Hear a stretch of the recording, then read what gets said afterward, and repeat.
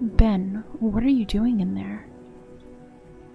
I glance up at the door briefly, where my wife stood on the other side. "I'll just be another minute." There was no point in answering her question. She knew what I was doing, I'm sure. And she did not like it. And she did not understand. Because she wanted me to move on. My eyes slid back down to my phone, where they stayed glued to the screen for another 4 minutes. I had scoured the internet for months, looking for the rest of the trial, but all I could find was this 6-minute segment that had been televised by A Current Affair. I'd seen the video so many times. I knew every detail of every second. But I still watched it because I needed an answer. The camera was currently focused on the jury. They were all leaning forward and concentrating on the testimony of the forensic expert. The camera then slid over to the witness stand, where Dr. Fellmore talked about the decomposition of Andrew's body and the state it had been in when a dog walker had discovered it the previous May.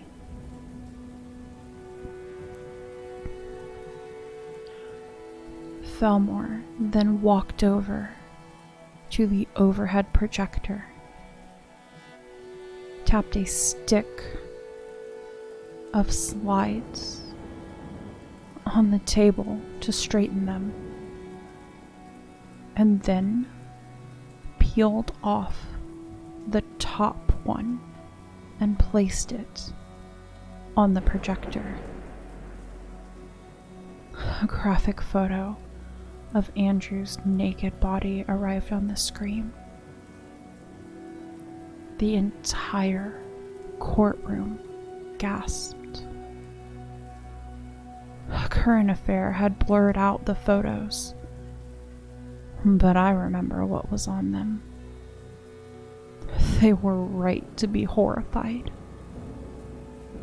Hearing an expert drone in a monotone manner about the graphic abuse of a 5-year-old was much different than seeing its effects firsthand.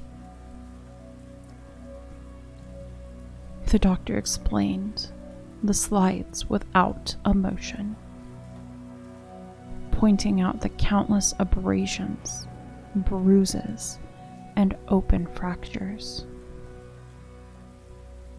He spoke about the ultimate manner of death, strangulation, and showed the court how the handprints on Andrew's neck matched perfectly with the defendant's.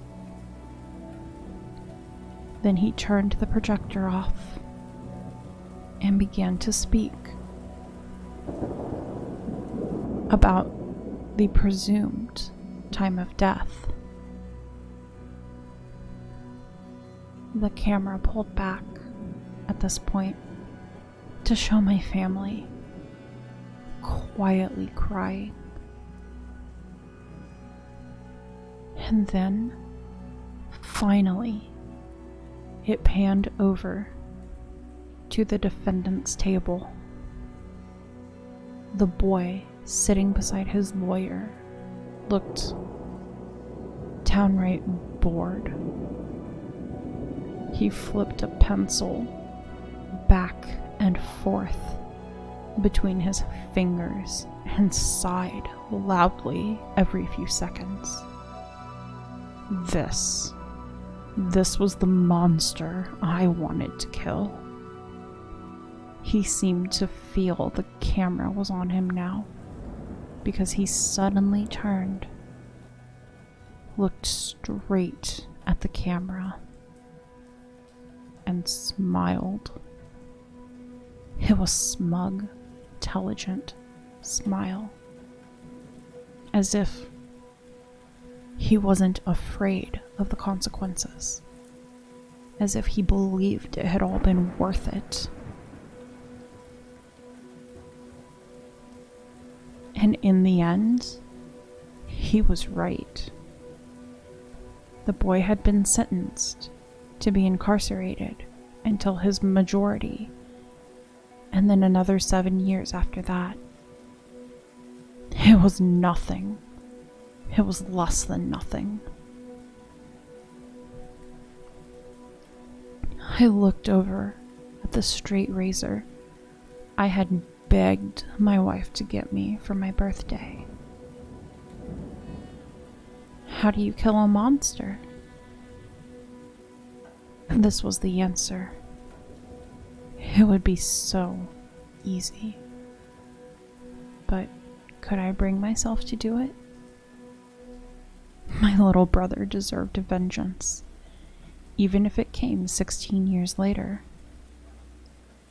Andrew had suffered horrors no human should endure. Days of it. I looked back down at that tiny screen and watched the last few seconds of the video. The boy had suddenly sat up at rapt attention as some of the makeshift torture devices he'd created were brought out of and placed upon a table near the jury. My family was escorted from the courtroom, and a current affair cut the video off there. But it didn't matter. I remembered what happened next. The detective held up each one of the devices for the jury to examine, and I'd rocked back and forth in my seat, giddy with pride at my creations. Valerie knocked again. Ben, are you coming to bed? But I was contemplating a much more important question, the only one that mattered. In truth, I knew how to kill a monster. I glanced over at the sharp blade on the counter. That part was easy. But the problem was more complex than that. Because how do you kill a monster when it is inside of you?